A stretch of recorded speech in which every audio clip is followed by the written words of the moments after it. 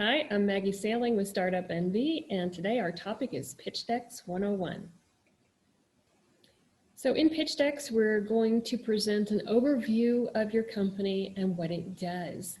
And the purpose is to get to the next meeting. So there are certain things that we have to cover, and there's a certain way that we need to do it. You have to assume that you're going to be in a room with some investors and possibly exclusively investors, but it may be a mixed audience.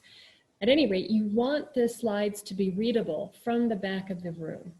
You should know who your audience is before you start. A pitch deck is not something that you create once and then stick in a drawer. It is a living thing. In fact, you should have at least 2 different pitch decks. One that you send away to people who are not going to have the benefit of your narration to understand what the slides are showing. So that deck will be a little bit more wordy because you want to try to answer questions with your pitch deck. The pitch deck that you do in person, the one that does have you narrating the story, is one where you're trying to get to the next meeting. And so the style is going to be very different. And that's what we're talking about today. This is the type of pitch deck where you are doing the narration, and we're assuming that it's about a 10-minute deck. You're going to cover 6 to 8 topics. We have those slides for you in a minute. The best way to make your product or company real is to tell a story about it. So you want to position a person who is having your problem, and then your company provides the solution, and you can tell what the result is. So this is a way to be very engaging with your story. As for the style for the slides, there's going to be 1 idea per slide. As I mentioned, you're going to be using large fonts. And for this type of pitch, you're going to have very few words. All right, here are what the basic slides need to be. You want to start off with your problem or pain point. We want to solve a problem, and sometimes that problem can be that you need to gain more pleasure. Pain and pleasure are the 2 things that motivate humans. We want to avoid pain and we want to seek pleasure. Your company can solve for a problem in either one of those 2 areas. First slide is problem. Second slide is solution. This is what your company does.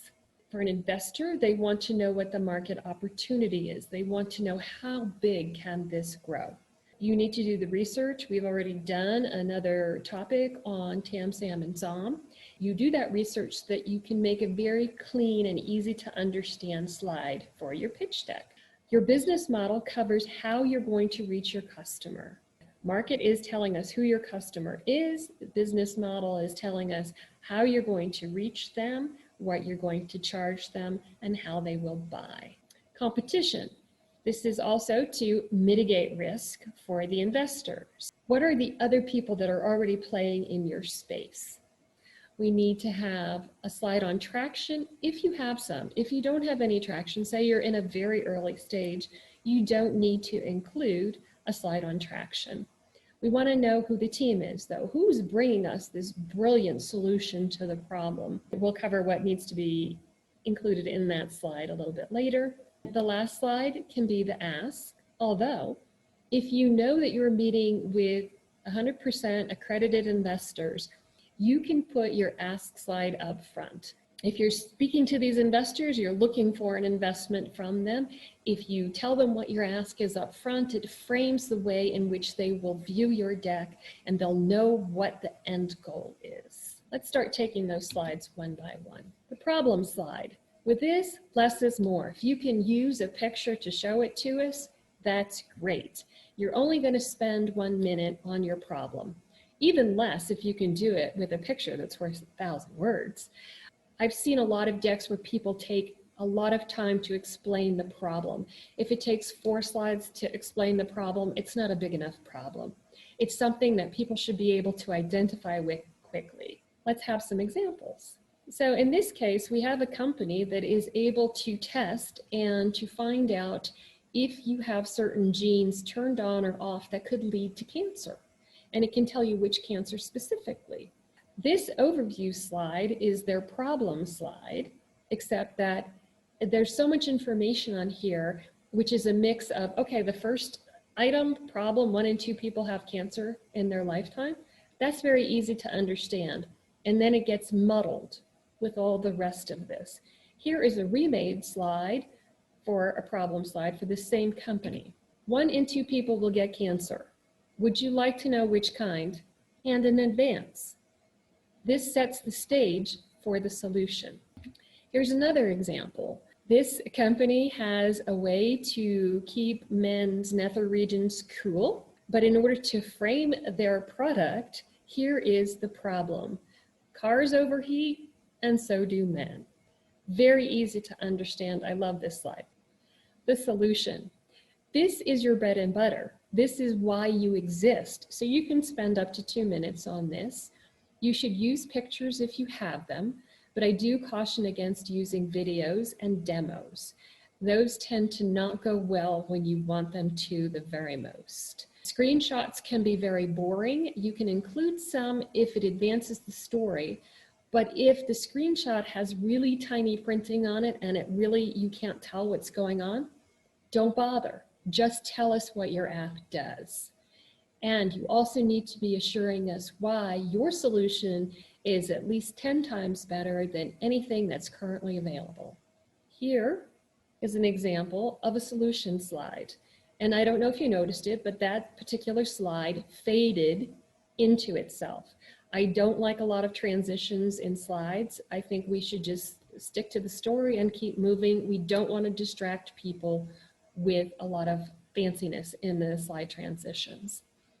This solution slide is, first of all, it has a screenshot, has a picture, which is good, like that, but there are far too many words. If you are preparing your deck for narration, as we stated earlier, you don't want all these words on the slide. When people are reading, they're not listening, and people can read faster than you can speak. So if you put a lot of words up there, the people will read and not listen, and then they will start to think about other things because they already know what you're going to tell them. We want to keep it pithy, and we want to have very few words, only words that reinforce what your message is. Here's another example. This is a good example. This is High Bear, the all-day adventure flask, and it shows these exploded views of the actual device and what the different features do. So the founder can talk about, here is my solution, and these are all the great features that it has. Market is your next slide. This is the one where you're going to frame how big your company can possibly get. We've already talked about the research that you need to do for TAM, SAM, and SOM, and I've explained also that using a stacked Venn diagram is the easiest way to depict your total available market, your service addressable market, and your obtainable market. You can spend about a minute on this. This may be an area where you got a lot of questions, but that's good. If they're interested in how big your company can be, that means they're interested. So we do want to use a bottom-up obtainable market, something that you can justify. We don't want you using a number that you pull out of your ear that's like 1/10 of 1% of the total US market, and then you get to some fictitious revenue model. It doesn't work that way. And for this particular deck, we just want to talk about your first market, your main market, and not secondary markets. Here is an example of a poor slide. There's a lot going on in this slide. If you're going to include a graph, just one, and it needs to be readable from a distance. What is this slide trying to tell me? I can see that there's 10,000 baby boomers that are going to turn 65 soon, and 52% will need long-term care. I don't know what that graph on the right just shows me something is growing. Here is that slide remade. 10,000 baby boomers turning 65, more than half are going to need total care, and this graph in the center shows us from 2020, it's going to be 2.7 million. In just 10 years, that is going to almost double to 5 million. This is a much clearer message to have on the slide, even though you're going to be talking about some of those other details that were in the first slide. Here's another example. This one uses the stacked Venn diagram. It has the rocket on the side, which is a kind of a really nice subtle message that things are just going to take off. Instead of calling it market, they called it opportunity, but really we're talking about the market opportunity. So within our stacked Venn diagram, we have our different numbers, and then they're expanded on a little bit on the left side. Moving on to the business model. What are you selling? How will you make money? What are you charging? How are you going to reach those people? You can spend 1 to 1.5 minutes on this. This is important. Many people kind of gloss over the business model, and yet that is the thing that is going to get investors thinking about, okay, will he be able to reach enough people? Will she target the correct way to reach those people? Here we have an example, a very poor example of a business model. This is an actual slide that I received for somebody wanting to try out for the incubator. I looked at this and I said, this is not a business model. These are your possible markets. But then at the bottom, they say they have 2 revenue streams, a portion of ticket sales for a convention. That means that whoever's putting on this convention has agreed to give them a portion, and they're selling targeted advertising, but we don't know to whom. We don't know how they're going to do that. So this business model slide actually poses more questions than it answers. I have another poor example here. We see a ton of words, can't really read them. There's just too much there. We have 2 different graphs. We don't know what they're telling us. So revenue models, even having models in the name implies that you don't really know how you're going to get to your target customers. If you have more than 1 model, it's a little risky. Here's another slide. This one is a much clearer way of making revenue. They're going to sell to individuals on the left side for a specific amount. They're going to sell to businesses on the right side at a minimum of $29 per year to $1,000 a year. And I think that they mean the M as 1,000 instead of as a million. That would be too broad a range if it weren't. One more example of a small sort of retail product. They have different sizes that they sell, and they're selling them wholesale at one rate, retail at another rate. And they're also including in here cost to manufacture. So that gives you an idea of what the profit margin is going to be. Competition is up next. You have competition. Even if you are innovating, if you're creating something completely new, there is competition in what people are currently doing. How are they solving this problem now? It may not be efficient at all, but they're solving it in some way. So that is your competition. Even Henry Ford, when he created the automobile, never been done before, but people were using horses and buggies. So that was his competition. He had to get people to switch from horse and buggy to automobile. Be thorough in your research, and it's very nice, very easy to understand if you do a rack up.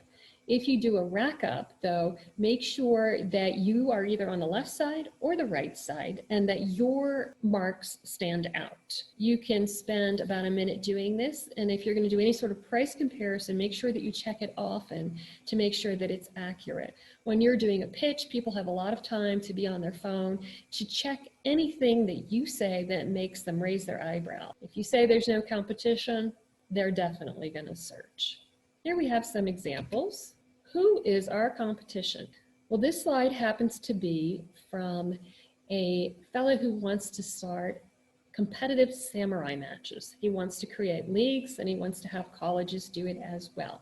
Completely new, hasn't been done in this country at all. It's not even done as an organized sport in other areas of the world. He knows that he has to switch people from watching a different sport to watching his sport. So he's targeting MMA, NBA, and NHL. So these are some fast-paced strategy type of games that he's figuring those people will come over and watch my sport. He also has the NCAA for the college aspect. I don't love this slide because it's very plain, but it is easy to understand. I personally would rather see logos for these different sporting people. An NBA logo, an NHL logo, the NCAA logo. That to me would be a much clearer and representative way to depict this. Back to High Bear, the all-day adventure flask. Here he lists all of his competitors, and his check marks are very easy to see. The people who don't have those features, it's grayed out, it's smaller. The aspects that the competitors do have are in easy to understand thumbs up. Here we have another one. And here, notice that the green check marks are very easy to spot. The Stern van is a smaller, more easily fitting into tight spaces sort of camper adventure van. And so they are listed first, and everybody else with all of the features that they don't have are listed after them. And so you can see that there's only a little bit of competition from the small Winnebago. Traction. I mentioned earlier, if you don't have traction, if you're at a very early stage and you haven't actually started selling your product yet, you don't have to show this as sales traction. Some people like to put in their progress with their product and have a release date or a timeline. That does suffice as traction. I would not get too bogged down in that. And if you're going to use a timeline, do make sure that from the back of the room, people can understand what your milestones are. So if it's months, they should be large and you should show when you're going to hit them. If it's a timeline with specific things, make sure that those milestone items are large enough to see and read from the back of the room. If you are going to show us sales traction or customer traction, you can show it month over month or year over year. And it's always wise to include cost to acquire a customer, the CAC, and LTV, the lifetime value of a customer. And if you have great customer retention, by all means, let's talk about that. You've got a faithful following. Here is an example where this gal, not every month has been a super increase, but she's drawn the hockey stick, the line for us to show that she's gaining traction quarter over quarter. She also has wonderful second purchases, so she's emphasized that in the 80% buy again within 3 months. Your team slide. Team slide should have pictures of the people, and it should reassure the people that are watching that you are capable people. So if you're going to include bullet points, they should be always advancing the idea that you guys have this well in hand, that you are the team that can bring this product or service to market. You shouldn't show more than 4 people.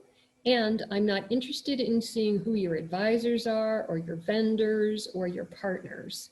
I'm only interested in the people that are going to carry this across the finish line. You're only going to spend 30 seconds on this, so it does not have a ton of information. Here is an example that I consider quite poor. It has 2 different thoughts on the same slide. We've got the business model on the left, and we have the team on the right. And there are no pictures, there are no explanations why these people are going to be the ones who can do this. And they include their technology people, their app developers, which is not necessary at all. Another example of a poor choice, here we at least have pictures of the people, and we have some information about them, about why they might be qualified. I don't know why this particular company decided to not include last names. That makes me raise my eyebrow. They have some of their credentials, but it's much too wordy. If this is a PhD in electrical and computer engineering, you tell me that, and you can tell me where he got his degree, and you can tell me the companies that he's worked for, okay? So that gives him some validity by working for great companies like Apple and Philips. Same for her, just too many words. Now I'm going to show you an example of what I consider to be a great slide. So these are 2 founders for a company. Tells me who they are, they look friendly, I want to get to know them, and it gives me reasons to believe that they can get this job done. Now the ask slide, and recall I said that if you know that you're meeting only with accredited investors, you may put that up front to kind of frame what follows. If not, at the end, you can put in, hopefully by now you've built up a good case for why your company is going to be successful, and now you're letting them know how much money you need to get to your next milestone. So your ask should include the amount, and it should include how you're going to use that money to get you to that next milestone. It may even include how long that investment is going to last and what your next step is or what you think it's going to be. So we have some examples. This is not a great ask slide. At the end of the day, that's a trite expression. There's no reason for that to be on any slide, in any deck, anywhere. You have to read through all of the small white print to find out that this person is looking for $400,000, and it's going to cover expenses for startup. Well, expenses for startup is not really enough information. We would prefer to see percentages going to different areas, such as operations and marketing or development, and to overhead, which would include salaries. Here's another example. This is very easy to understand. They're looking for $275,000. However, they want to spend $245,000 on salaries. That is not a good investment opportunity. Plus, they list later that there's another $5,000 for benefits. That's also considered part of salaries. So 250 out of the 275,000 is going to be paid to people to get this company going. They also don't say whether that's founders. Here is another example. This one says that the guy is looking for $300,000 to start and continue to sell the device in Nevada and 49 other states. So he's looking to really get a lot of bang for his buck. Now, you don't take any of these slides just as they are. It's in context with the rest of the deck that you've been presented. And if you understood what his market was, what his potential was, then you can understand how this works. But none of that information was there as well. Plus, it's just not specific enough as to what the use of funds will be. I have another example. This one is a little bit better. You can understand what the ask is. He's getting pretty specific about what the trade-off is, but his use of funds graphic is not readable. It's got dark printing on a dark background, and the numbers are very small to even see. So this can be depicted in a much better way. Then he has his exit strategy, and it sounds like, since that's almost as big as what his ask is, it seems like he's just really trying to get the hell out of Dodge, that his exit is the thing that he's really focused on. So this is not a great slide either. Here is another use of funds slide and ask, and this one is a lot clearer, but it could be better. And let me explain how. See how we have the use of funds, marketing and sales, 70%. This generally is the case when you already have a product and it's out in the market and now it's time to scale. You've already found product market fit, so it's really just a question of throwing money at this, running faster, and capturing more of the marketplace. The way that they're going to do their marketing and sales, those bullet points below, they don't need to be there. This would be a cleaner slide if the text that was important were larger, and these bullet points under marketing and sales and also under content creation, if they weren't there, if the founder was just telling us those things instead of making us read them, this would be a better slide. And then your last slide. Your last slide should be a thank you slide. So it should have your company logo, your contact, email address, and phone number, and that's it. It lets them know that the presentation is over. And if you're doing it in a room full of people, you can leave that up there. People will take pictures of it. If you're doing it on a Zoom session, hopefully the host will let you have that up there for a little while so that people can capture the information. And then they're going to go back to seeing your face. A few notes about style. I've been sprinkling these throughout my criticisms of our poor slides and praises of our good slides. Here are some other things to consider. You want to have your logo on each slide. I don't care for page numbers. Some people like them. I find them distracting. If you must use them, make them small and make sure that they show up in the same place on every slide. Don't use animations between slides. Don't use transitions. No video, because the time when you, say you've given your pitch 3 times and you were practicing it with different groups that you didn't think were going to invest. And now you've got that meeting with the investor that you think you're going to have a great fit with. That's the time that your video is not going to work. I've seen it happen many, many times.